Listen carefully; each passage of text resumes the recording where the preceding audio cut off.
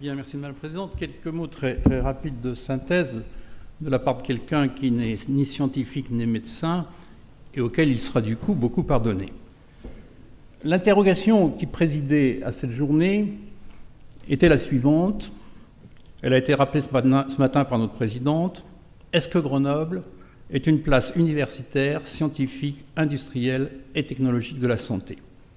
Il faut entendre ici le terme de place au sens où on l'emploie couramment quand on parle de place bancaire ou de place financière, c'est-à-dire quand on évoque un pôle, un positionnement qui réunit des compétences, qui possède un rayonnement, qui réunit des services.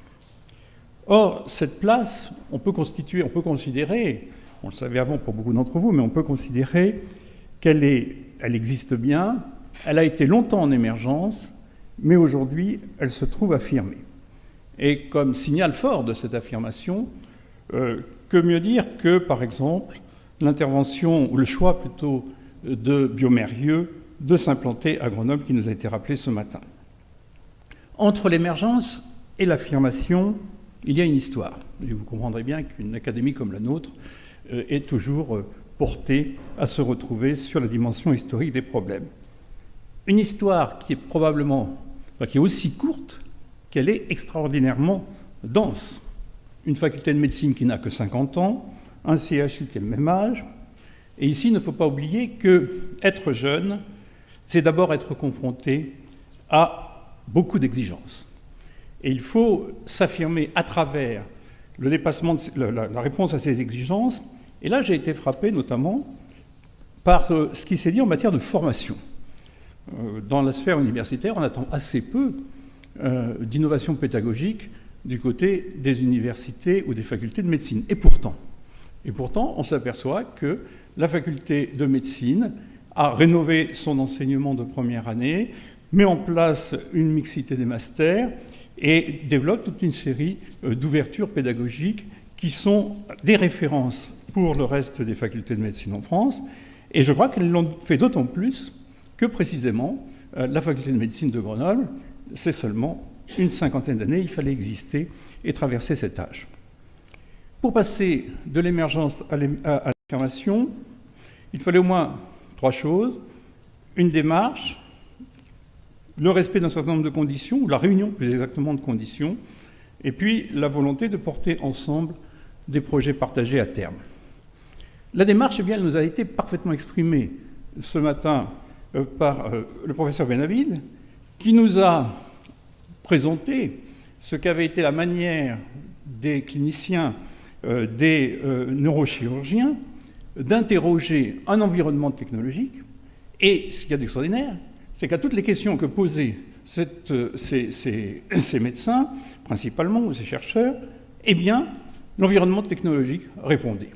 Et c'est ainsi qu'on fabriquait un certain nombre de gros appareils relevant de la robotique, ou tout simplement, on l'a vu ce matin, de petits appareils tout aussi utiles, ou en tout cas complémentaires. La réunion des conditions, très rapidement, ça vient encore d'être dit maintenant, elle s'exprime dans la récurrence de 2 termes dans la journée, qui sont les termes d'interaction et d'interface. Mais on pourrait ajouter bien d'autres termes qui vont dans le même sens, la transversalité, le partenariat, le melting pot, etc. Interaction, interface entre les missions, recherche fondamentale, recherche clinique, formation, mais aussi activité de soins, développement des applications industrielles. Entre les disciplines. Alors là, moi j'ai essayé de noter à peu près toutes les disciplines qui étaient conviées sur le champ. Alors, la physique, bien sûr, on est à Grenoble, la chimie, les maths appliquées, les sciences de l'information, la biologie moléculaire, structurale, la micro-nanotechnologie, l'informatique, la robotique, les sciences de l'ingénieur, les sciences du vivant, etc. etc. Bon. Et tout ça qui est sollicité par une porte d'entrée, à travers une porte d'entrée, qui est celle de la médecine. Interface aussi entre les institutions. Là, c'est déjà aussi quelque chose de moins facile.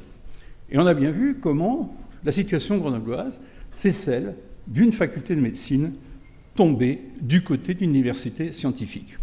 Et ce matin, Michel Soutif a évoqué le cas de Bordeaux, comme ça en passant, en disant à Bordeaux se sont réunis ensemble les juristes et les médecins. c'est vrai qu'à Bordeaux, ils avaient fait le choix de rester entre gens bien élevés.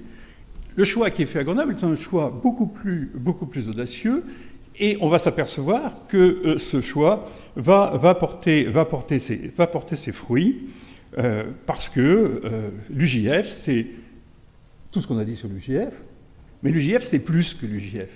L'UJF, c'est l'accès à l'INP, les laboratoires communs, les profs dont on ne sait plus exactement s'ils sont de l'INP ou de l'IJF, la relation au CNRS, la relation au CEA, la relation au LETI, bon, de manière très récurrente aussi, on a dit à combien le CEA a occupé une place centrale dans tout ça.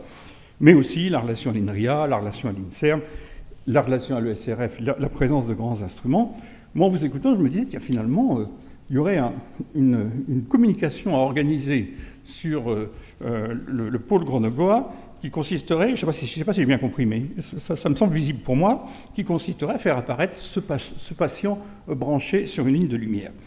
On a à se poser la question, c'est quoi la relation, ça a été posé ce matin, aux sciences sociales? Là, la réponse est encore assez embryonnaire. Il se passe des choses du côté de la SFR Santé et Société. Il se passe des choses du côté des psychologues cliniciens, un petit peu du côté des historiens. À partir du moment où on fait un musée, on retrouve les historiens.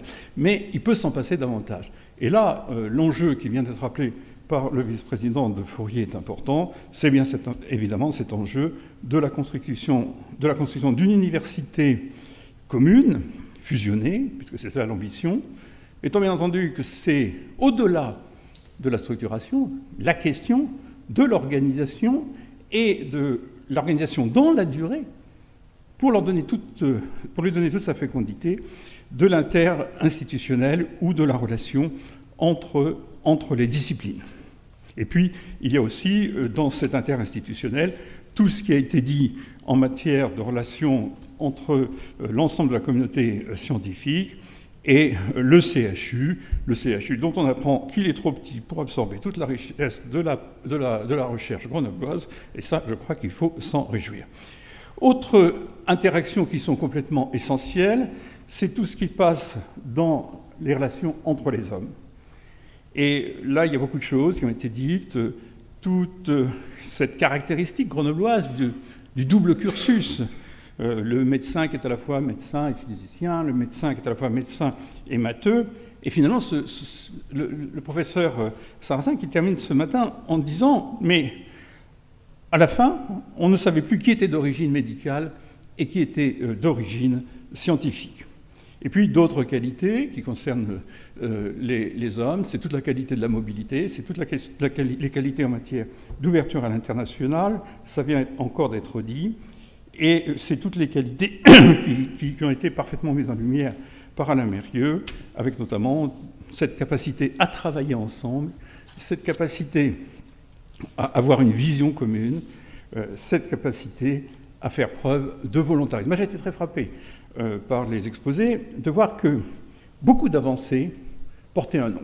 C'est-à-dire que dans les présentations qui nous ont été faites, il y avait toujours le scientifique, le médecin qui avait derrière fait cette innovation. Et ça, je crois que c'est complètement essentiel. Enfin, troisième chose, c'est la capacité à porter des projets partagés, et j'ai rajouté après des projets partagés à terme. Je ne reviens pas sur la capacité des chercheurs de toute discipline à dépasser leurs différences et à se dire que tout va se passer dans la confrontation de leurs disciplines et que là sont les possibilités de progrès essentielles. Simplement, je crois qu'il faut s'attarder un tout petit peu sur la relation chercheur et industriel, ou chercheur et entreprise. Ce matin, à travers l'industrie de l'imagerie, on a eu le sentiment que ne s'était pas développée toute l'industrie de l'imagerie médicale qui aurait pu se développer à partir de Grenoble, du fait d'un certain nombre d'aléas, l'un des plus importants étant l'absorption ou l'achat de la CGR Thomson par les Américains. À part peut-être l'exception de Trixel, on se dit peut-être que l'industrialisation de toute une série de savoir-faire perfectionnés, inventés, conçus, développés à Grenoble a peut-être été pas véritablement mise sur orbite à Grenoble sur l'imagerie industrielle. Cet après-midi, à partir des tours de table des startups, on a vraiment le sentiment que ça y est, ça marchait. Ça marchait, que toutes ces relations étaient fluides, qu'on passait d'un laboratoire à une entreprise facilement, que c'est parfois les mêmes hommes qui commençaient, comme aux États-Unis, d'abord à être chercheurs et puis après à être industriels. Bon, ça fonctionnait. Et puis il y a eu un moment de basculement. C'est embêtant, j'ai presque fini ma synthèse à ce moment-là. Et un moment de basculement où on s'est véritablement interrogé sur les conditions, sur les difficultés et sur la sortie ou le passage dans cette traversée dans cette vallée de la mort, cette traversée, cette transition entre le produit et sa mise sur le marché, entre l'invention ou la conception ou l'avancée scientifique et la conception d'un produit mis sur le marché. Toute la question a été posée des levées de fonds, toute la question a été posée d'un domaine qui est très capitalistique, toute la question a été posée aussi de manière assez forte des contraintes qui existent en matière de droit du travail, en matière de règlement, d'agrément s'agissant de produits à mettre sur le marché aussi. Et là, on a bien vu que le chemin était très long et on a retrouvé un certain nombre de difficultés qui sont celles des startups en France avec un développement et un environnement économique qui n'est pas celui, par exemple, de l'Allemagne et des ETI, etc. Pour conclure,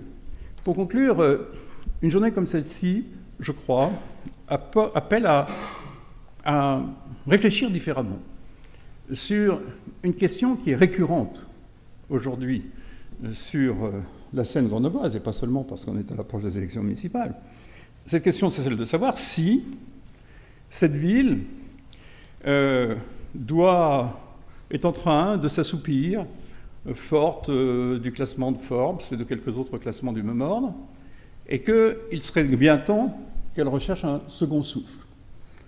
Et entre ces deux positionnements, il y a probablement de chaque côté des arguments à faire valoir, et je crois qu'on les interprétera et qu'on les verra différemment si on prend en compte ce pôle de santé qui vient enrichir le débat. Il n'y a pas que les micro-nanos, et le pôle de santé pose les questions différemment sur la scène grenobloise, de savoir si on s'essouffle ou si on prend son second souffle.